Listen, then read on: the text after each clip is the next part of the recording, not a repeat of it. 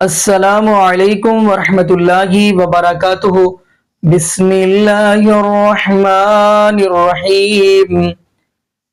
فَقُلْ جَاءَ الْحَقُّ وَزَهَقَ الْبَاطِلُ إِنَّ الْبَاطِلَ كَانَ زَهُوقًا۔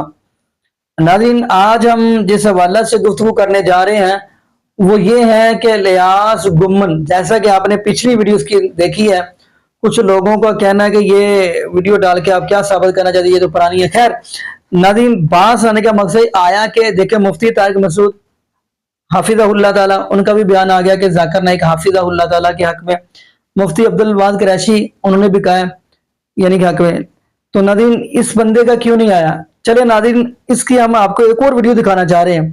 باقی ناظرین بات یہی ہے مین چیز کہ ایک بندہ قرآن حدیث کے دعوت دے رہا ہے تو ہر بندے کو وہ اچھا لگنا چاہیے۔ اگر تو وہ کسی اور کی دعوت دے رہا ہے، یعنی جیسا کہ ہم معاشرے کے اندر دیکھتے ہیں کسی بزرگوں کی، کسی عرس میلوں کی، پھر تو چلو بنتا ہے۔ ایک بندہ قرآن اور حدیث کی دعوت دے رہا ہے تو پھر ہمیں اس کی بات کو تسلیم کرنا چاہیے۔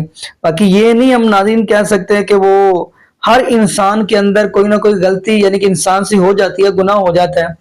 تو جیسا کہ آپ دیکھیں گے ان کا موقف جو یزید پہ آیا، میں اس چیز کو ماننے کے لیے تیار نہیں ہوں، بلکہ اس کا جو جواب ہے وہ شہنشاہ نقوی نے کہہ دیا کہ ذاکر نائک کوئی فرشتہ نہیں ہے، اس سے بھی غلطی ہو سکتی ہے۔ خیر میں ناظرین جو بات کرنا چاہ رہا ہوں وہ ہے الیاس گمن نے اب بیان جو دیا ہے وہ یہ دیا ہے کہ ہم کو ذاکر نائک سے مسئلہ نہیں ہے، ذاکر نائک کو ہم سے مسئلہ ہے۔ چلے ناظرین اسی کی زبانی ہم گفتگو سنتے ہیں، پھر انشاءاللہ ناظرین اسی والا سے ہم بھی گفتگو کریں گے۔ تو آئیے ناظرین مل کے ویڈیو دیکھتے ہیں۔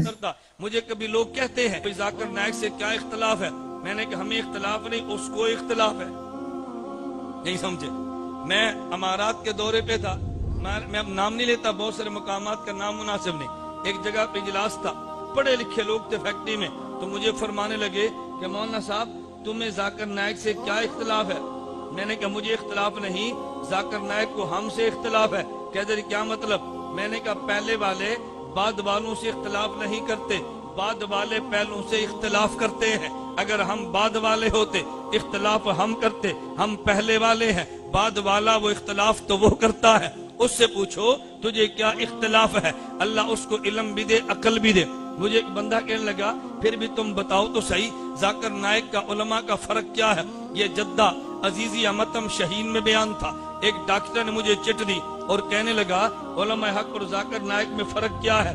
میں نے کہا ڈاکٹر صاحب جو سرچ اور ریسرچ میں فرق ہے وہ علماء حق اور ذاکر نائک میں فرق ہے۔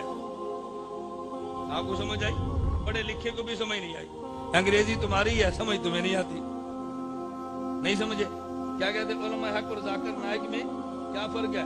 میں نے کہا جو سرچ اور ریسرچ میں فرق ہے وہ علماء حق ذاکر نائک میں فرق ہے۔ ڈاکٹر صاحب کہتے ہیں ہمیں بات سمجھ نہیں آئی، تو میں نے کہا اس کو داد کس بات پہ دیتے ہو؟ تمہیں سرچ اور ریسرچ کا فرق سمجھ نہیں آ رہا، کہتے ہیں آپ ذرا سمجھا دیں۔ میں نے کہا یہاں عزیزیہ میں ایک بہت بڑا سٹیڈیم ہے جسے اتحاد سٹیڈیم کہتے ہیں، اس میں فٹ بال کی گیم عرب کھیلتے ہیں، فٹ بال کا کھیل کھیلتے ہیں۔ اب مجھے بتاؤ جب رات کو گراؤنڈ میں دو ٹیمیں کھیلنے کے لیے اترتی ہیں تو رات کو بڑی بڑی لائٹیں لگاتے ہیں۔ یہ لائٹیں کیوں ہوتی ہیں؟ تاکہ رات کو دن کے منظر میں بدل دیں۔ اس لائٹ کو کیا کہتے ہیں؟ بولیے نا کیا کہتے ہیں؟ بولیے کیا کہتے ہیں؟ بات سمجھو، اس لائٹ کا نام کیا ہے؟ Search light. اب ایک کھلاڑی آ رہا تھا گیند لے کے، وہ جب بالکل قریب پہنچا ہے اور گول کرنے لگا تھا، اوپر ایک بچہ ہے اس نے لائٹ کو آف کر دیا پھر آن کر دیا۔ اسے کیا کہتے ہیں؟ بولیے نا ریسرچ۔ اسے کیا کہتے ہیں؟ تو جب جل رہی تھی تو سرچ لائٹ تھی، جب آف کر کے آن کی تو اب کیا بنا؟ بولیے نا۔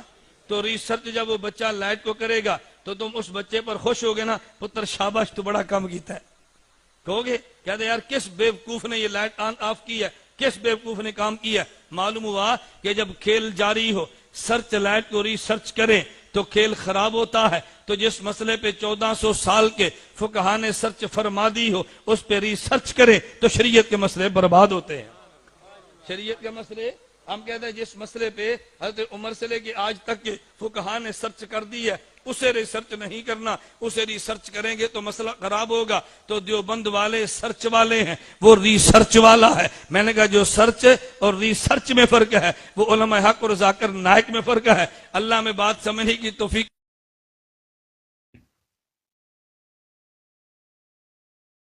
جی ناظرین، آپ نے یہ ویڈیو ملاحظہ فرمائی، تو ناظرین یہ آپ نے بات سن لی ہے تو بات میں پھر وہی کروں گا، جو بندہ یقین مانیے سب سے بڑی بات تو یہ ہے جس سے اللہ قرآن حدیث کا یعنی اپنے دین کا کام لے رہا ہے، پھر ہم اس کے بارے میں دل میں بغض کیوں رکھیں، حسد کیوں رکھیں؟ اللہ پاک ان سے یہ کام کروا رہے ہیں۔ اگر ادھر لے کے آیا پاکستان کے اندر، کون لے کے آیا؟ اللہ ہی لے کے آیا۔ بندہ تو ایک طرف ہم سب یہ کہتے ہیں کہ کوئی پتہ بھی اللہ کے حکم کے بغیر نہیں ہلتا، ناظرین پھر ذاکر نائک حافظہ اللہ تعالیٰ کون لے کے آیا؟ ادھر اللہ ہی لے کے آیا، پھر ہم کیوں دل کے اندر حسد بغض رکھیں؟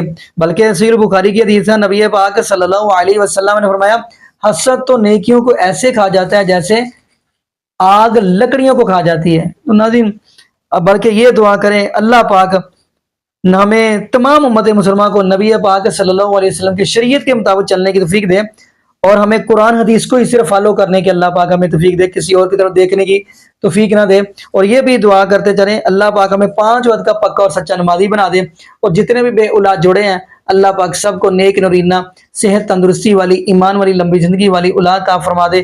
جزاکم اللہ خیرہ، احسن الجزاء۔ السلام علیکم ورحمۃ اللہ وبرکاتہ۔